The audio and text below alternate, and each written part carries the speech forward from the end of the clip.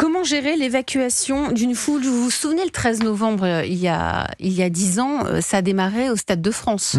Et moi, je me rappelle, pendant le match de foot, ils ont décidé de confiner tout le public. Exactement. C'était ça, je m'adresse à vous, Lounis Lacal, vous êtes le cofondateur de Contact. C'est ça qui vous a donné l'idée de Contact? Totalement. On revient, comme on l'a dit en introduction, je pense qu'on sait tout où est-ce qu'on était à ce moment-là. Moi, j'avais 17 ans. C'était mes premières sorties aussi en terrasse. À cette époque, j'étais devant le match de foot d'ailleurs. Et je pense que tout le monde a entendu la détonation qu'il y a pu y avoir. Et c'est de toutes ces expériences, nous aussi, moi personnellement, en ayant vécu les attentats du marché de Noël de Strasbourg, 3 ans après, en 2018, fin 2018. Avant, il y a eu Nice Avant, il y a eu Nice 2016. Aussi. Et puis Charlie Hebdo, début 2015. Donc voilà, il y a eu toute cette série-là. Et puis personnellement, moi, j'avais été confiné jusqu'à 3h du matin dans mon établissement scolaire à Strasbourg. Et pourquoi lors des attaques, parce que l'assaillant n'avait pas encore été retrouvé. Lors du marché de Noël de Strasbourg, vous étiez à... donc dans l'établissement, dans mon école d'ingénieur à l'INSA.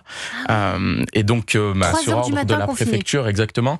Et donc voilà, et puis j'avais des camarades qui pouvaient même pas rentrer chez eux, donc en fait ils ont dormi au sein de la bibliothèque où on était en train d'étudier, surtout de travailler après notre journée de cours. Et donc c'est de là où on s'est dit, c'était géré par l'agent d'accueil, on s'est dit mais comment ça se fait qu'en 2015, 2018, aujourd'hui encore en 2025, on n'ait pas de solution qui nous permette d'avoir de l'information en temps réel de ce qui est en train de se passer. Je pense que comme tous, on était sur le flux d'infos en continu et on essayait de suivre un peu ce qui se passait, de la famille qui était apeurée, des amis. Et donc c'est de là où on s'est dit, OK. Il faut commencer à réfléchir à quelque chose, créer peut-être une idée pour accompagner au mieux les personnes qui se retrouvent dans ce type de situation que vous avez vécu. C'est comme ça qu'est né Contact, C-O-U-N-T-A-C-T, Lounis. On va vous laisser pitcher, vous êtes prêts? Oui. Allez, c'est à vous.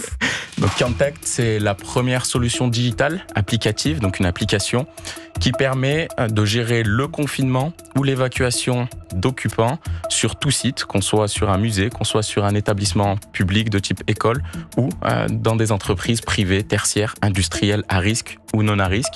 L'objectif, c'est que l'exploitant, donc la cellule de crise du site, puisse savoir en temps réel l'affluence déjà qu'il a sur son site en temps réel. Et puis dans le cadre d'une évacuation, donc être sûr que tout le monde a bien évacué. Dans le cadre d'un confinement, connaître à peu près la répartition à chaque étage ou à chaque endroit du nombre de personnes. Donc ça, c'est le premier degré d'information que l'on possède, ou en tout cas qu'on souhaite transmettre à la cellule de crise. Et après, l'objectif, c'est que la cellule de crise puisse aussi accompagner les forces de sécurité intérieure ou d'intervention en fournissant ces informations-là pour une intervention plus rapide et, in fine, sauver des vies. Merci pour votre pitch, Lounis Lacal, cofondateur de Contact. Donc concrètement, ça marche comment? Oui, on achète la solution. Ouais, donc c'est l'exploitant qui contractualise avec nous. Quand on parle d'exploitant, par exemple une entreprise ou un organisateur d'événements qui achète un volume de licences, c'est-à-dire un volume d'utilisateurs qui vont pénétrer au sein de son site, au sein de son établissement. Il va mettre à disposition ses licences auprès des utilisateurs. Donc chaque personne va recevoir du coup un mot de passe. Donc ça peut être un salarié. Exactement, un salarié. Exactement, ouais, c'est ça. C'est auprès des salariés, auprès des visiteurs. On va recevoir un lien, on va se connecter. Et puis le jour où il va se passer quelque chose, on va recevoir une alerte. Donc le téléphone va faire du bruit puisqu'on est considéré comme des alertes critiques. Et puis derrière, on va recevoir des informations. Donc un événement de ce type est en cours sur le site. Veuillez vous confiner ou évacuer, selon la typologie de l'événement qui est en cours.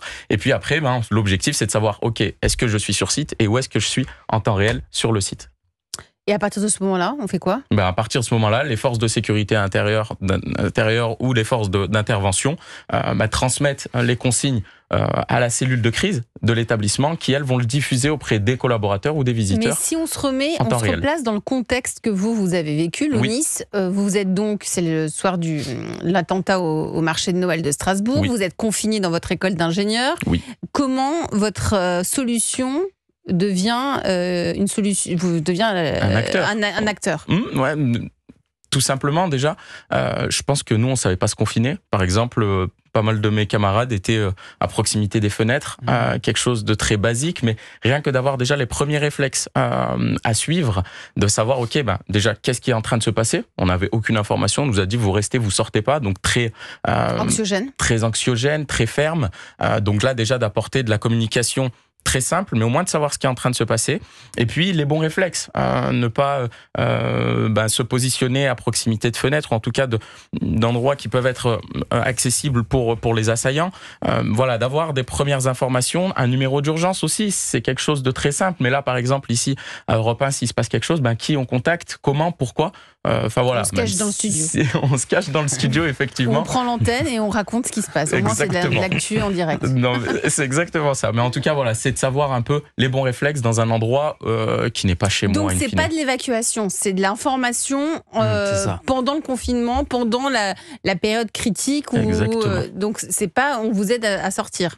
On vous donne les consignes pour sortir, on peut vous accompagner à sortir en connaissance des plans qu'on a sur le site. On va dire, parce qu'on va aussi telle porte derrière le bâtiment. Exactement. Donc on va suivre un peu comme un Pac-Man le chemin à suivre ou se confiner. Autour de la table, la France bouge. David Smadja. Mais comment se fait-il que cette solution n'existe pas depuis 10 ans ? En fait, on digitalise tout dans notre quotidien, mais on n'a jamais su digitaliser en fait ces procédures-là. C'est dingue.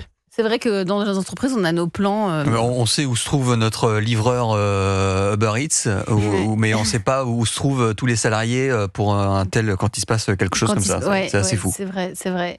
Cette solution, vous avez des besoins, j'imagine aussi. Vous en êtes où dans le développement, Lounis ? Oui, aujourd'hui, c'est 8 collaborateurs. Qui sont à la fois en région grenobloise et en région parisienne. Elle a 3 ans. Exactement, on a 3 ans, on vient de fêter nos 3 ans.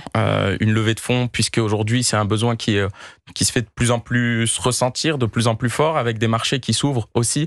On parle des musées, on parle des établissements scolaires, on parle des sites industriels, privés, tertiaires et industriels, avec une activité de production. Et on parle aussi d'événements. Aujourd'hui, des grands comptes qui organisent beaucoup d'événements dans l'année. On peut parler du monde de l'industrie de la fashion, mais aussi de tout autre événement qui peuvent se passer, qui peuvent être cibles. Oui, aussi, par exemple, pendant la Fashion Week, vous pouvez avoir totalement, beaucoup de contrats. Aujourd'hui, on a des contrats. Vous les avez déjà totalement dans ces événements-là. Finalement, vous êtes une solution qui s'attaque à cette réalité que l'on vit depuis une dizaine d'années. David Smadja, le besoin identifié, c'est quoi ? C'est être connu pour vous ? Je me retourne vers vous, Lounis. C'est être connu ? Je pense c'est gagner en visibilité ? Ouais, totalement. Je me tourne vers David. C'est comme l'a dit David, c'est qu'aujourd'hui, comment ça se fait qu'en 2025, ça n'a pas été déjà fait ? Et beaucoup de nos clients aujourd'hui nous disent, mais comment ça se fait ? C'est rassurant de savoir que ça existe. David. Totalement, mais je pense qu'il y a beaucoup de choses à faire et même, pourquoi pas essayer de capitaliser un peu sur la formation, parce que finalement, vous êtes un outil qui va aider à la gestion de crise et je pense que vous touchez un point essentiel. Il manque profondément aujourd'hui d'acteurs et d'outils. Et en fait, il faut développer des modules de formation, essayer d'aller trouver des organismes, pourquoi pas de formation continue. Et vraiment, ça va vous permettre d'être identifiable. Ça, c'est le premier point. Et enfin, pourquoi pas aussi créer un label de manière finalement une charte, un tampon qui finalement pourrait vous positionner et même ça deviendrait finalement un levier de communication presque institutionnel pour les territoires et pour les établissements que vous visez. Donc je pense qu'il y a un boulevard. Vous avez aussi parlé de levée de fonds. Je trouve que vous êtes tous autour de cette table des sociétés à impact. C'est-à-dire que vous avez un impact positif sur la société. Et ça, il ne faut pas l'oublier. Ça permet. Impact, c'est pas juste manger environnemental, c'est aussi sociétal. C'est vraiment, il y a cette dynamique aujourd'hui d'impact positif sur la société. Et je pense que vous avez aujourd'hui la possibilité de vous orienter vers ces financeurs-là et d'aller les chercher parce que c'est des projets qui sont assez extraordinaires. Merci. Non, mais c'est vrai, Lounis. Et c'est vrai qu'on a aussi le souhait que ce soit aussi souverain. On en a beaucoup parlé, mais que ce soit une solution française, des données qui soient aussi hébergées en France, ce sont des vrais enjeux. Ça existe ailleurs, cette solution ? Non, pas sous ce format-là. Aujourd'hui, de temps réel, connaissance en temps réel, ça n'existe pas ailleurs. Vous n'avez pas parlé du prix, ça coûterait combien, par exemple, à Europe 1 d'équiper tout l'établissement avec Quant-Act ? C'est un abonnement annuel, selon le volume de salariés, quelques euros par mois, par utilisateur. Vous êtes déjà rentable ? L'objectif, c'est de l'être l'année prochaine. C'est pour ça qu'on a levé des fonds en début d'année.